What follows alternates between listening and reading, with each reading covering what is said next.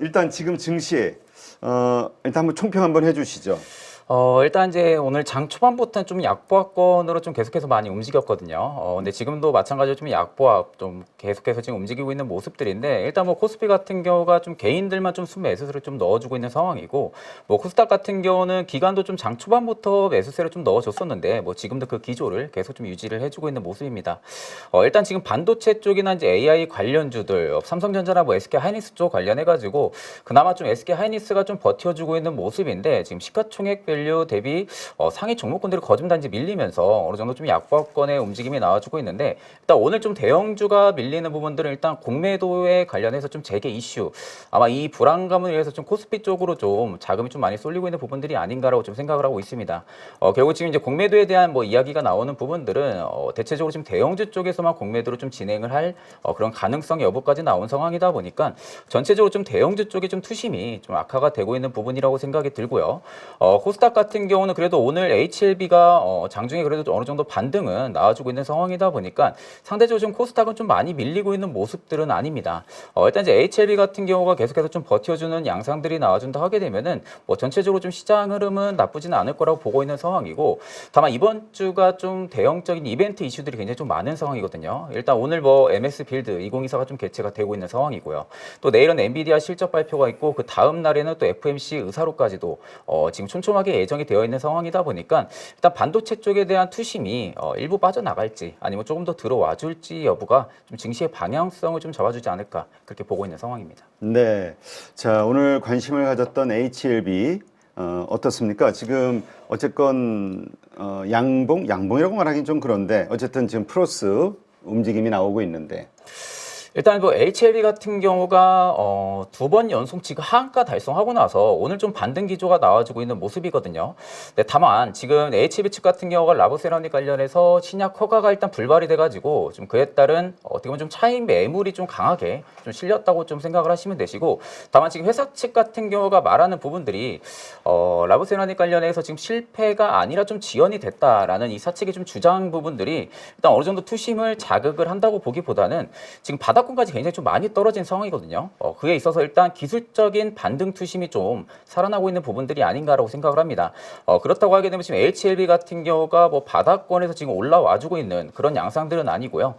실제적으로 지금은 좀 어떻게 보면 단타 매물이라고 할 수가 있겠죠. 단타 물량들 좀 어느 정도 좀 일부 약수익권을 좀 먹고 나오는 그런 매물들이 좀 들어와주고 있는 거라고 지금 판단을 하고 있기 때문에 오늘 좀 반등이 들어와준다고 해가지고 여기가 좀 바닥인가 생각하고 진입을 하기에는 다소 좀 리스크가 있다고 생각을 하는데, 일단 이 보안 수정 요구서 부분들이 보통 이제 개인들이 알고 있는 부분들은 길게 걸리면 한 1년, 2년 정도로 알고 있는데, 보통 6개월 전으로 보안을 수정해서 좀 제출을 해야 됩니다. 그러면 결국 지금 항서제약 쪽에서 CMC의 이슈가 만약에 좀 크지가 않다고 하게 되면은 일단 HB 측에서도 지금 보안 입증 부분들이 좀 오랜 시간은 안 걸릴 가능성도 있거든요. 다만 지금 주가가 일단은 라보세라믹 관련한 FDA 모멘텀으로 저점 대비 고점까지 좀 많이 올랐다가 지금은 좀 주가가 되돌림 현상이 좀 나와준 상황이다 보니 일단 여기가 좀 저는 바닥이라고 생각은 하지는 않고, 만약 여기서 좀 더 밀린다 하게 되면은 한 34,000원대까지는 저는 좀 열어두는 게 맞지 않을까, 그렇게 보고 있는 상황입니다. 네.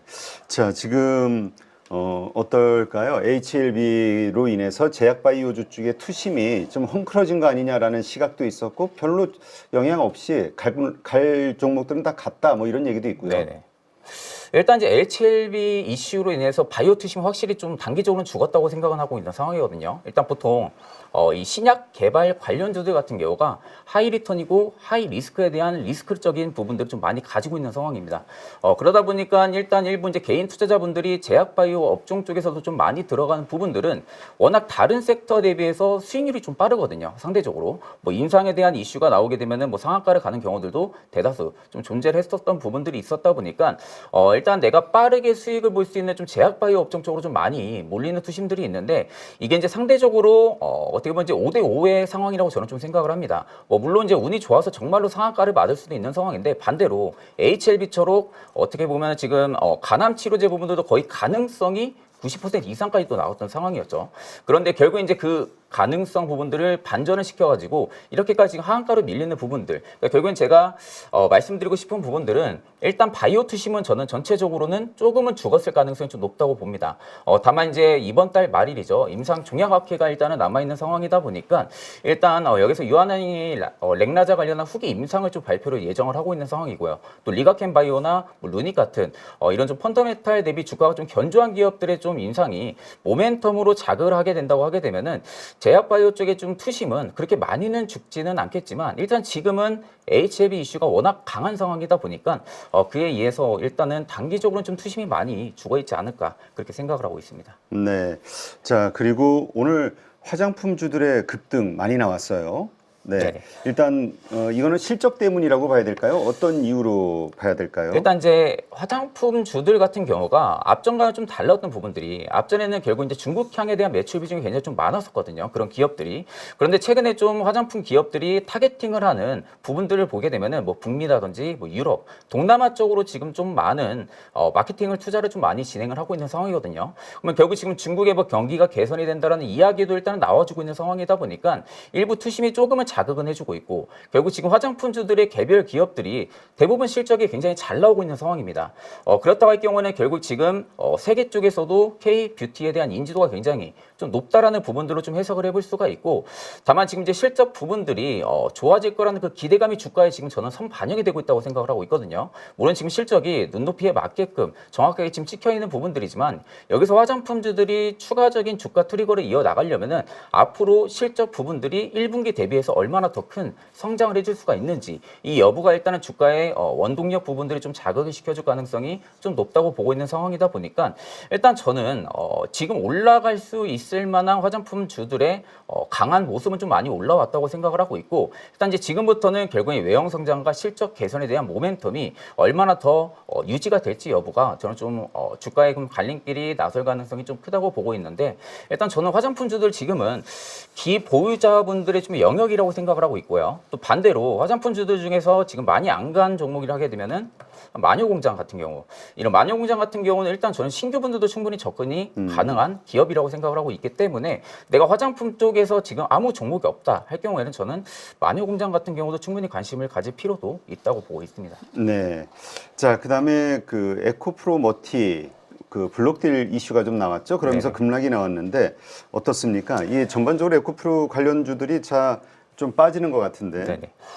일단 지금 블록딜 이슈가 좀 나온 상황이잖아요. 일단 이제 블록딜 이슈가 나오면서 결국에 이제 보호예수 물량이 풀리면서 일부 차익 매물이 좀 나온 부분들인데 지금 이런 부분들을 제외하고도 상대적으로 지금 2차 전지 쪽에 실적이 개선이 될 거라는 그런 이야기들이 좀 많이 없는 상황이에요. 그러니까 결국엔 지금은 긍정적인 이슈를 갖다 붙일 만한 부분들이 없는 상황에서 결국 이제 블록딜 이슈까지 나오면서 에코프로 머티 같은 경우도 오늘 장중에 마이너스 한 12%까지 밀리고 있는 상황이고 그렇다고 할 경우에는 일단은 저는 바닥을 잡는 스탠스적인 움직임이 한 번은 나올 가능성이 크다고 보고 있습니다. 그러니까 보통 이제 에코프로 그룹주들을 전체적으로 놓고 보면은 에코프로 BM의 밸류체인 쪽으로 중심으로 좀 많이 움직이거든요. 근데 지금 에코프로 BM 같은 경우도 1분기 실적도 적자로 어떻게 보면 좀 전환을 한 상황이고 2분기 실적까지도 지금 워낙 지금 전망이 안 좋은 상황입니다. 근데 다만 하반기에 일단 전기차 수요가 다시 상승을 해준다고 하게 되면은 상대적으로 이제 양극재 기업들 같은 경우도 충분하게 실적에 대한 기대감은 좀 살아날 수는 있겠지만 일단 저는 2분기까지는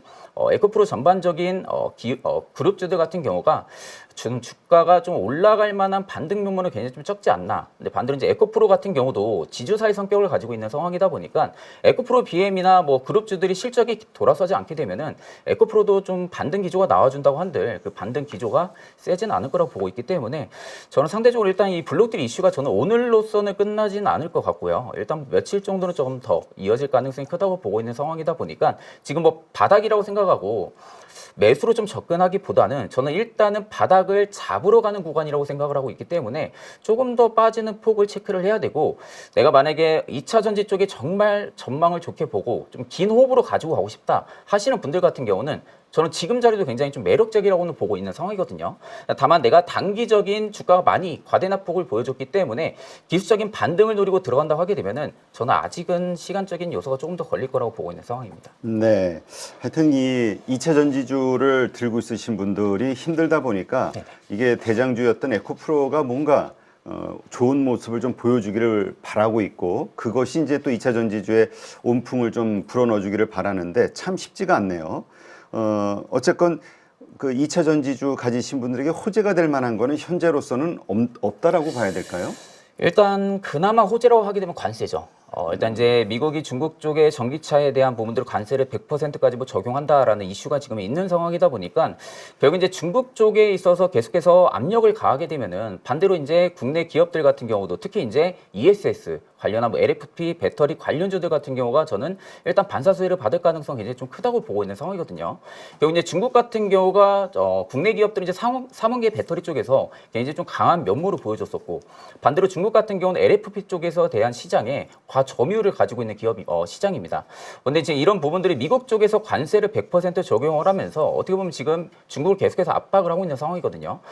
이제 거기에 있어서 일단은 저는 국내 기업들 중에서 반사 수혜를 본다고 하게 되면은 사실상 지금 ESS 쪽으로 좀 빠르게 움직이는 LG 엔솔 같은 경우가 조금 더 반사 수혜를 좀 크게 볼 가능성이 크다고 보고 있고 또 2026년에 양산을 준비를 하고 있는 삼성 SDI라든지 이런 기업들 같은 경우는 일단 어느 정도 반사 수혜는 좀 기대는 해볼 수가 있는데 사실상 지금 양극재 기업들 같은 경우가 어떻게 보면 좀 호재성 이슈를 보고 좀 접근을 하기에는 다소 시기적인 부분들이 저는 조금 더 빠르다고 보고 있는 상황이다 보니까 만약에 2차 전지 쪽에 좀 어느 정도 반등 수요를 노리고 어느 정도 지금은 호재성 기사를 노린다고 하게 되면은 저는 오히려 LFP 배터리 관련주들 같은 경우로 좀 접근을 해볼 필요성이 있지 않을까 그렇게 보고 있습니다. 네, 알겠습니다.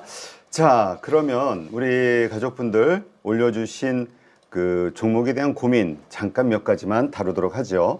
일단 전우치님, 하나솔루션이 마이너스 10% 하락이 나왔는데 무슨 악재가 있나요? 이런 질문을 하셨네요.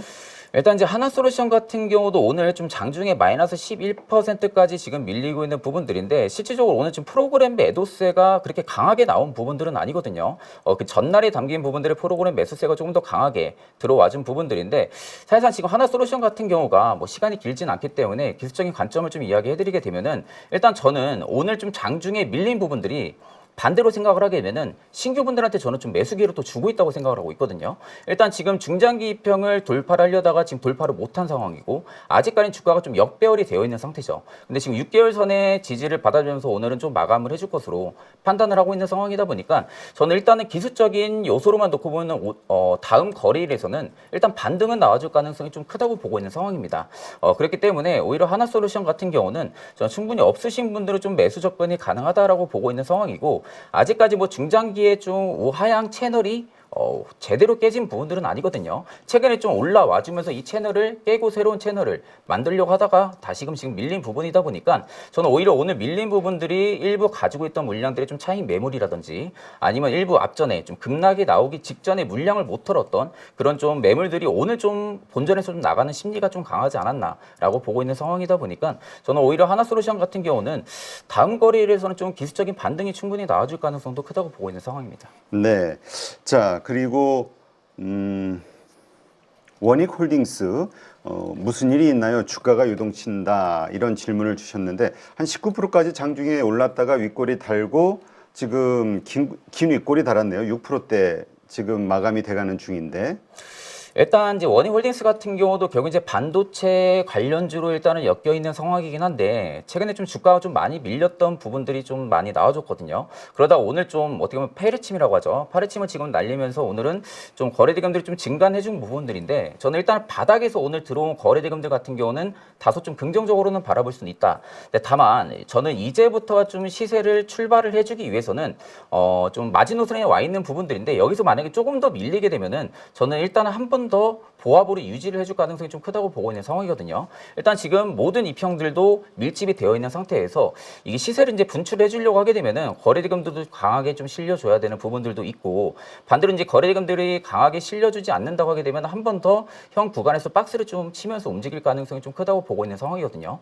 그렇기 때문에 저는 오히려 이 구간에서는 충분하게 좀 시세를 분출해 줄 가능성은 좀 있다고 보고 있는 상황인데 그 다음 거래일에 오히려 앞전보다 거래대금들을 좀 잡아 먹을 만한 그런 양봉이라든지 거래대금들이 들어오지 않는다고 하게 되면은 저는 일시적으로 한 번은 더 보합을 좀 치면서 움직이는 그런 양상들이 나오지 않을까 그렇게 보고 있습니다. 네, 그렇군요. 자, 에이직랜드 어제도 나왔던 이야기 같은데 지금 마이너스 27%이신 것 같아요. 손절을 해야 될까 이런 고민을 주셨는데 어떻게 보십니까? 일단 이제 에이징 랜드 같은 경우도 저는 이제 상대적으로 주가가 좀 많이 올랐었습니다.